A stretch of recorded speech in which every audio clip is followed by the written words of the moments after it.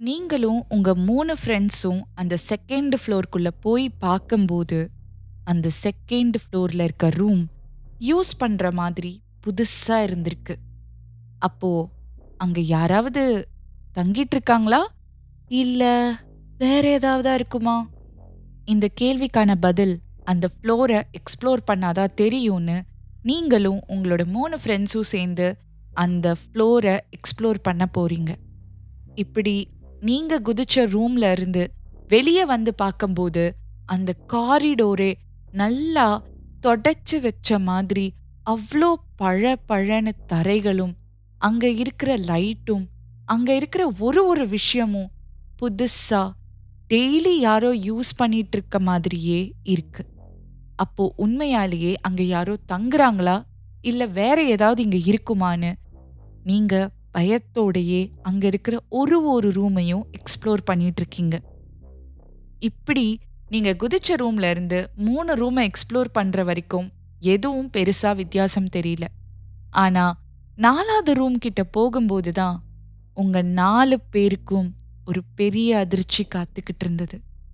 ஏன்னா அந்த ரூம தொறக்கும்போது அந்த ரூம்குள்ள உங்கள போலவே 4 பேரு உள்ள உட்கார்ந்து ஜன்னல் வழியா வெளிய ஏதோ பார்த்துட்டு இருக்காங்க.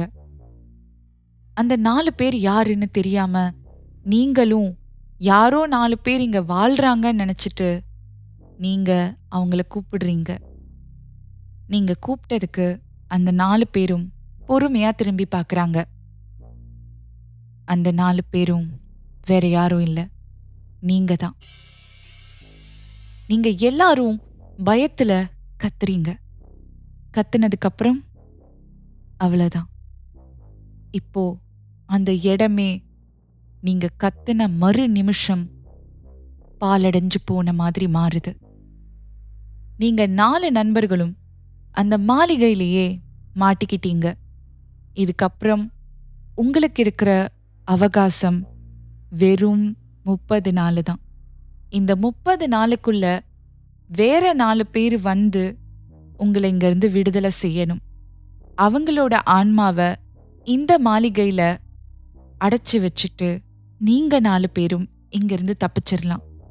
அப்படி 30 நாளுக்குள்ள யாரும் இங்க வரலனா, உங்க ஆன்மா இந்த மாளிகையிலேயே மாட்டிக்கும். நீங்க இந்த மாளிகைய விட்டு வெளிய போகவே முடியாது. இதுக்கப்புறம் இந்த மாதிரி யாராவது அபாண்டட் பிளேஸுக்கு தைரியமா உங்க ஃப்ரெண்ட்ஸோட எக்ஸ்ப்ளோர் பண்ண போவீங்களா? இல்லையா? கீழ கமெண்ட் பண்ணுங்க.